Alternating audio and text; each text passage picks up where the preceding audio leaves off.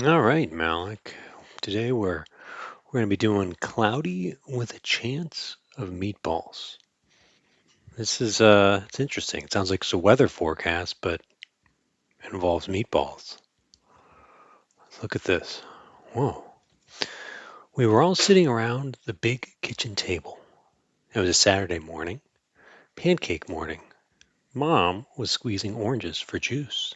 Henry and I were betting on how many pancakes we each could eat, and Grandpa was doing the flipping. Oh, look at that. Look, they're not even guessing how many, like the number of pancakes. It looks like they're saying like how high of a stack each of them can eat. Ooh, they like pancakes. Seconds later, something flew through the air and headed toward the kitchen ceiling. Ooh, I wonder what it is. And landed right on Henry. After we realized that the flying object was only a pancake, we all laughed, even Grandpa. Breakfast continued quite uneventfully.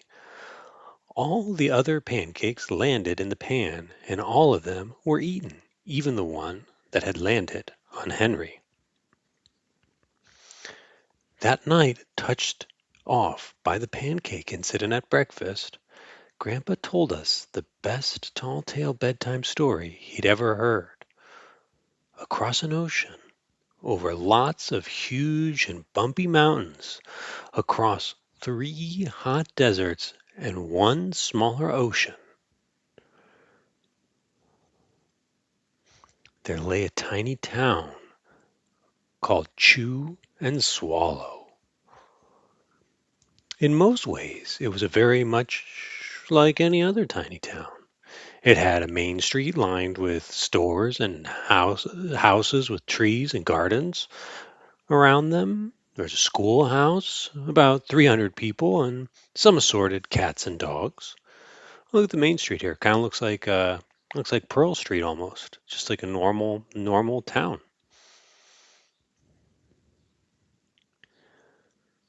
But there were no food stores in the town of Chew and Swallow. They didn't need any. The sky supplied all the food they could possibly want. The only thing that was really different about Chew and Swallow was its weather. It came three times a day at breakfast, lunch, and dinner. Everything that everyone ate came from the sky. Whoa, look. Look, the dog even knows. It's like it's waiting for some food. Whatever the weather served, that was what they ate. But it never rained rain. It never snowed snow, and it never blew just wind. It rained things like soup and juice and snowed mashed potatoes and green peas, and sometimes the wind blew in storms of hamburgers. Oh yeah, look. Here's some like it looks like either apple juice or maybe soup, and there's peas. Little like globs of mashed potatoes are snowing down. Oh look, there's a hamburger. Whoa, look at the wind, the cloud of hamburgers coming in. And people could watch the weather report on television in the morning, and they would even hear a prediction of the next day's food. Oh, look, here he's saying it's cloudy, and then there's going to be some meatballs, he's saying. Looks like it's going to rain them, and this guy's, ooh, yeah, he's excited to go outside. He's getting prepared. He's got his plate and his silverware. I guess it's like you take that instead of like an umbrella when you leave in this town of Chew and Swallow. When the townspeople went outside, they carried their plates, cups, glasses, forks, spoons, knives, and napkins with them. That way, they would always be prepared for whatever kind of weather there was. If there were leftovers, uh, and there usually were, the people took them home and put them in their refrigerators in case they got hungry between meals. That makes sense. Look at that. He's filled up a whole. Looks like, I guess that's maybe soup. I don't know. But he's got a whole umbrella filled with it. Oh, look at that. It's raining pies and pancakes. Ooh. The menu varied the menu varied. By the time they woke up in the morning, breakfast was coming down. After a brief shower of orange juice, low clouds of sunny side up eggs moved in, followed by pieces of toast. Butter and jelly sprinkled down for the toast, and most of the time it rained milk afterwards. Look at that. Look at all that stuff. Ooh.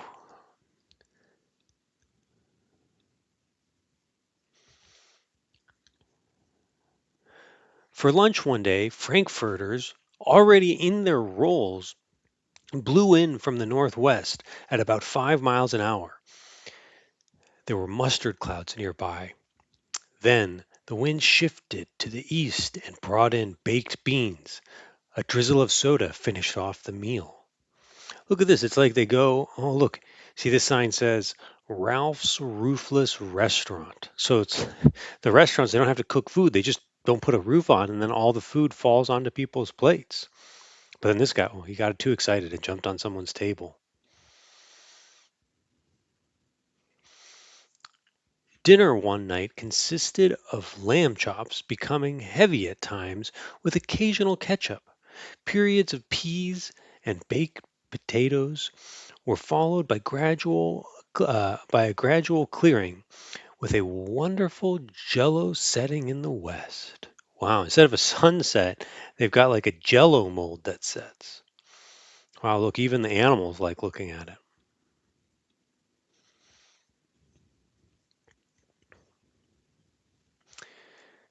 The sanitation department of Chew and Swallow had a rather unusual job for a sanitation department. It had to remove the food that fell on the houses and sidewalks and lawns. The workers cleaned things up after every meal and fed all the dogs and cats. Oh, that's nice. I wonder why the dogs just don't eat them. Like, why are they waiting to be given the food? Like, look at this. They could just eat this food on the street. I wonder why they're waiting like that. Um, and then they emptied some of it into surrounding oceans for the fish and turtles and whales to eat. The rest of the food was put back into the earth so that the soil would be richer for people's flower gardens. Oh, that's nice. They're making like a little compost. Life for the townspeople was delicious until the weather took a turn for the worse. Oh no. This is the Chew and Swallow Digest, and it says spaghetti ties up town. A record breaking pasta fall causes chaos. Traffic snarled on lower Intestine Street. Oh my gosh. What's going to happen? One day, there was nothing but Gorgonzola cheese all day long. Oh my gosh, that's a stinky cheese. The next day, there was only broccoli, all overcooked. Ew. And the next day, there were Brussels sprouts and peanut butter with mayonnaise. Yuck. Oh, yeah, like this girl agrees. She's like, yeah, that's gross. Another day was a pea soup fog. No one could see where they were going, and they could barely find the rest of the meal and got stuck in the fog. Look, there's like a fish in the fog. There's like a man. There's like someone's nose. Looks like a bird. Oh my gosh. The food was getting larger and larger, and so were the portions. The people were getting frightened. Violent storms blew up frequently. Awful things were happening. On Tuesday, there was a hurricane of bread and rolls all day long, and into the night there were soft rolls and hard rolls, some with seeds and some without. There was white bread and rye and whole wheat toast. Most of it was larger than they had ever seen bread rolls before. It was a terrible day. Everyone had to stay indoors. Roofs were damaged, and the sanitation department was beside itself. The mess took the workers 4 days to clean up, and the sea was full of floating rolls. To help out, the people piled up as much bread as they could in their backyards. The birds picked at it a bit, but it just stayed there and got staler and staler. Hey, look, this kid can't even swim in the beach because of all the bread rolls.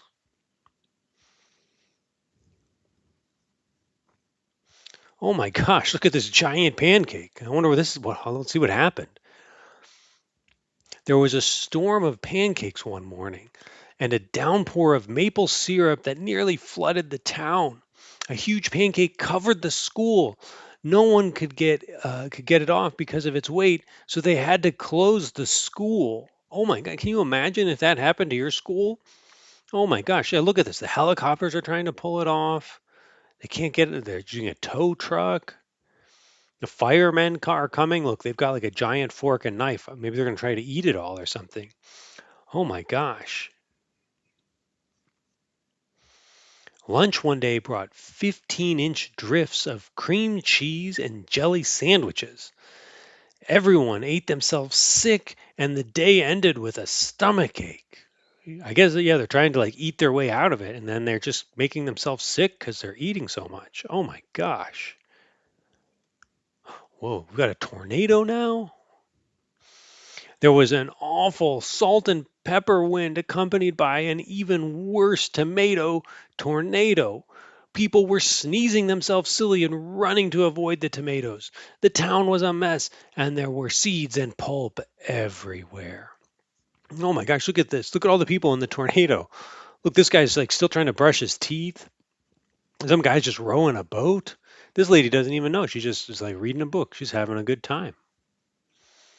The sanitation department gave up. The job was just too big. Everyone feared for their lives. They couldn't go outside most of the time. Many houses had been badly damaged by giant meatballs. Stores were boarded up, and there were no more school for the children. Oh my gosh, look at this. Like a pizza's covering up that. I love donuts, but that's like too big. It's like chasing down this lady and a baby. Oh my gosh, and this guy got a noodle stuck on his head? Whoa. Let's see. So a decision was made to abandon the town of Chew and Swallow. It was a matter of survival. The people glued together giant pieces of stale bread sandwich. Uh, wow. So look at this. There, it's like a giant peanut butter and jelly sandwich, but they're using the peanut butter like glue. Wow. Let's see.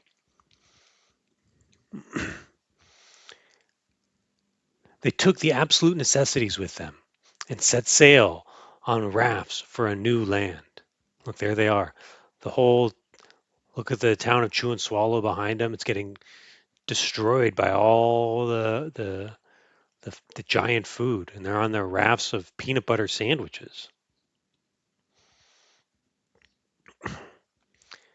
After being afloat for a week, they finally reached a small coastal town, which welcomed them. The bread had held up surprisingly well enough for them to build temporary houses for themselves. Look at that. Yeah, look, you can see, look, they made like the stale bread was like plywood. They could make houses out of it.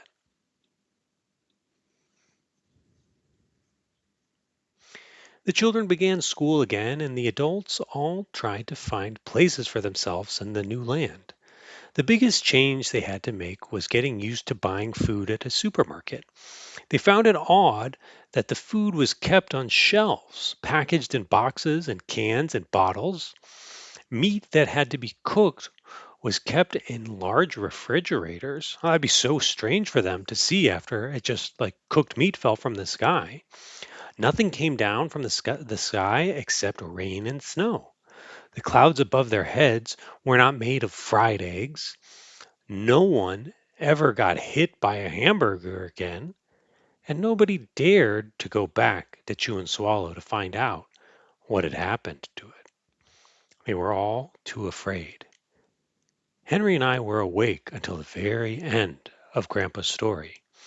I remember his goodnight kiss. The next morning, we woke up to see snow falling outside the window.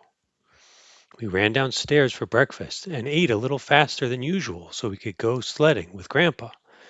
Isn't it kind of interesting? Grandpa kind of looks like one of the guys from the town of Chew and Swallow.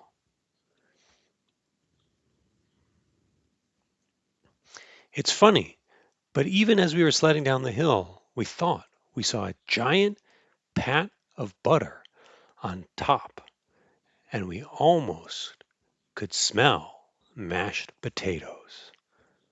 Look at that. Yeah, look, that does kind of look like some butter melting into their mashed potatoes. The end. And that's the story of the town of Chew and Swallow.